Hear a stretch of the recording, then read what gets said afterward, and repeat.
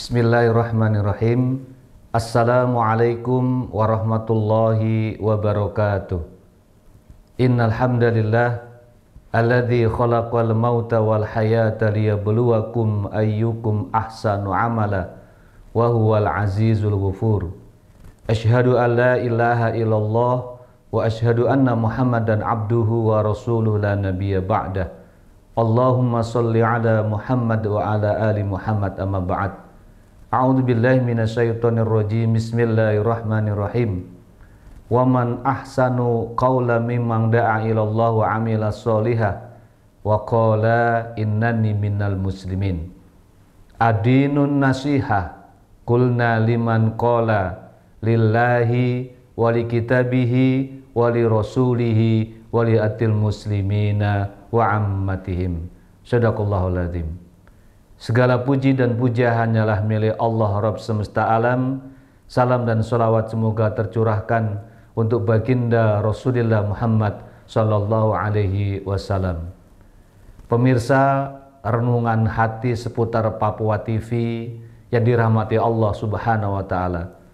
Alhamdulillah wa syukurillah ala nikmatillah.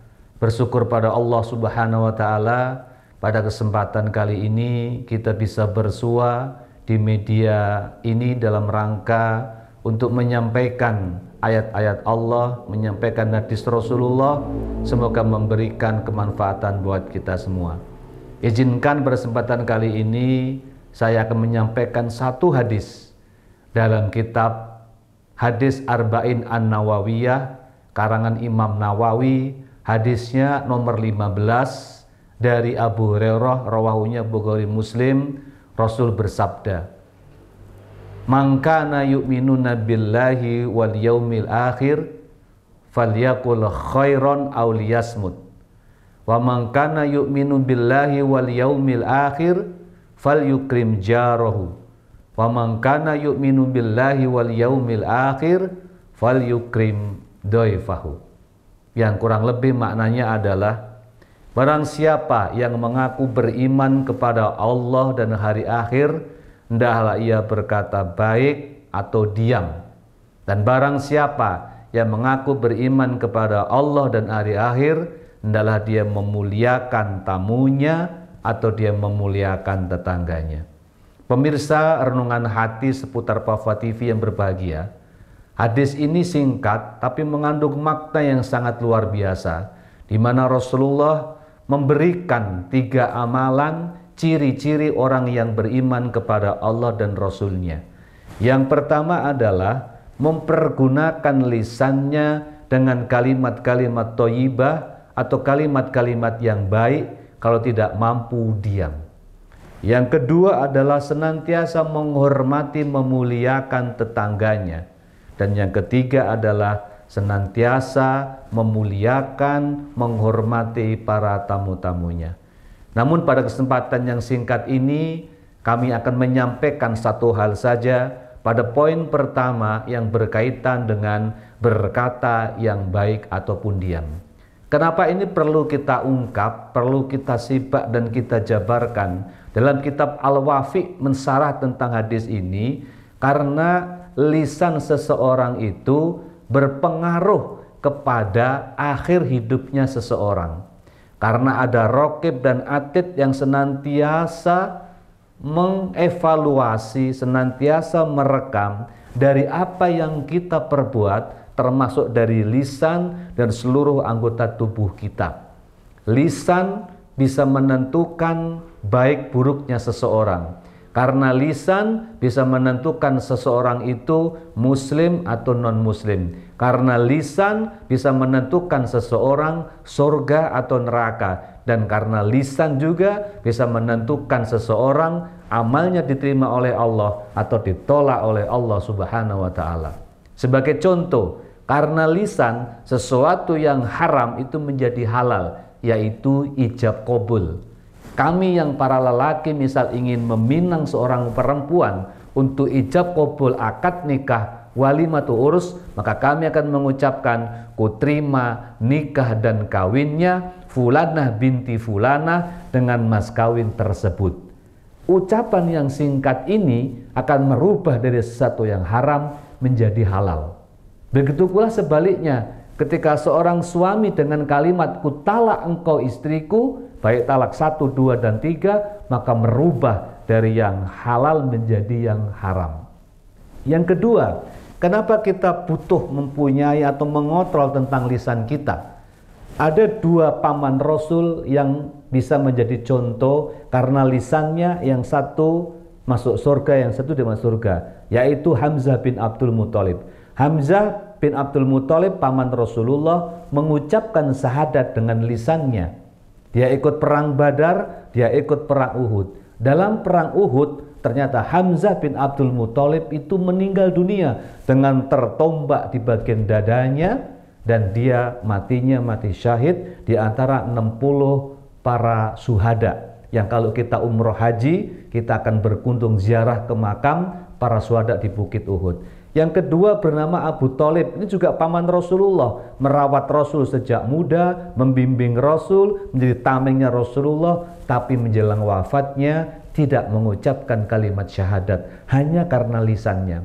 Dalam kitab Mukhtasar Sirah Nabawiyah atau kitab-kitab sirah yang masyhur disebutkan bahwa ketika Abu Thalib menjelang wafat, Rasul masuk ke dalam rumahnya, membisikkan di telinganya untuk mengucapkan, "Wahai pamanku, kalimat la ilaha illallah."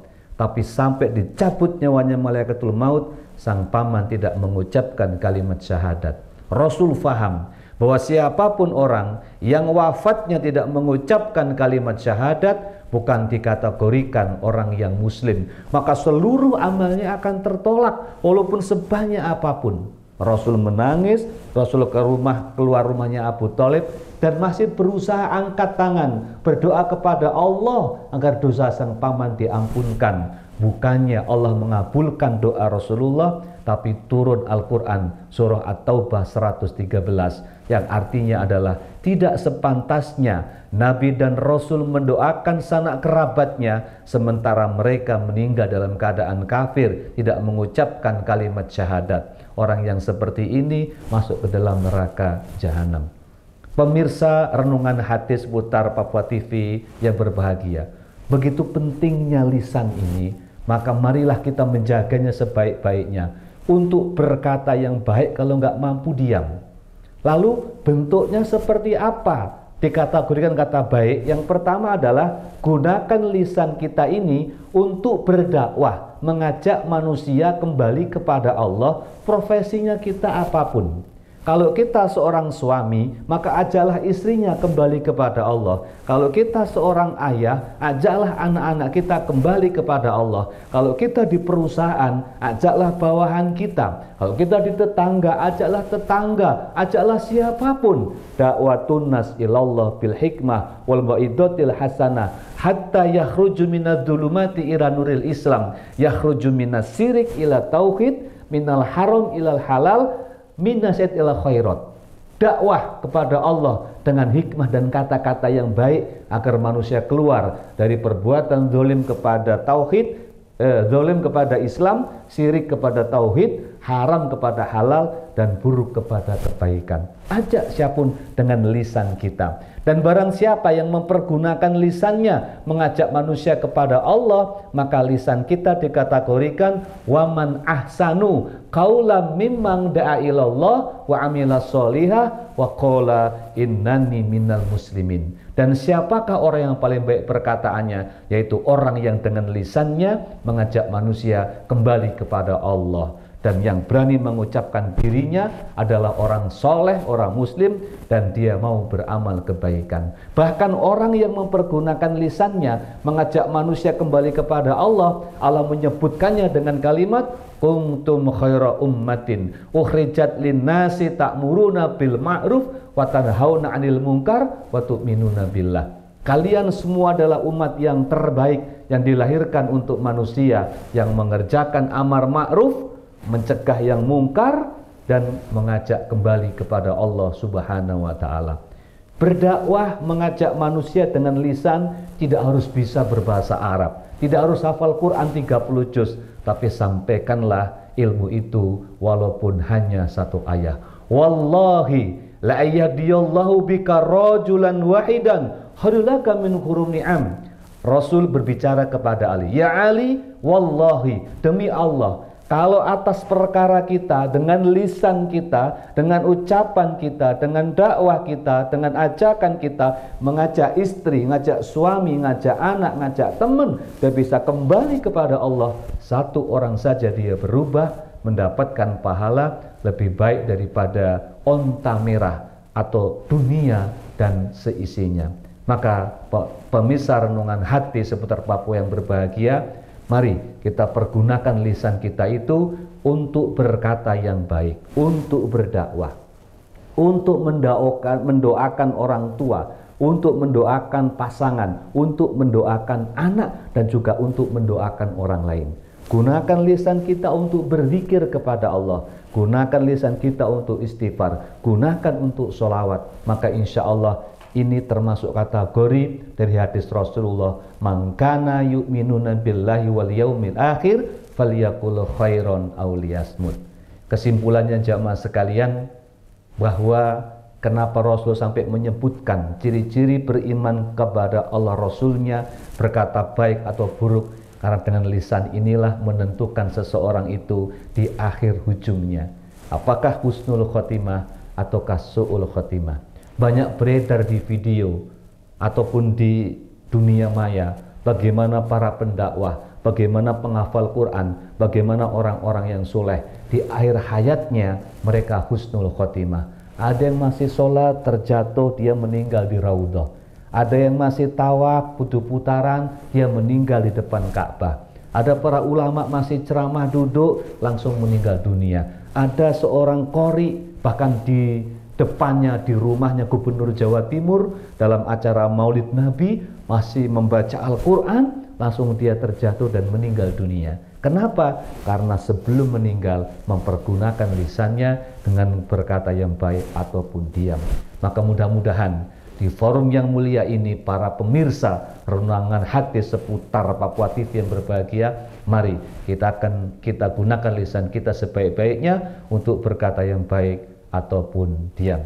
Demikianlah kultum singkat pada kesempatan kali ini.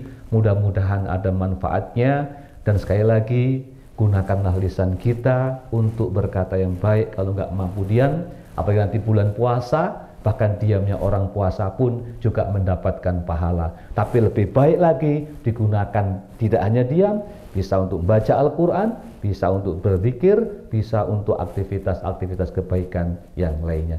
Demikian, semoga ada manfaatnya. Mohon maaf kalau banyak kekurangannya, ada silaf kata yang tidak berkenan. Sekali lagi, sampai bertemu pada kesempatan yang lain. Para pemirsa renungan hati putra yang berbahagia, saya ucapkan wal amunikum, assalamualaikum warahmatullahi wabarakatuh.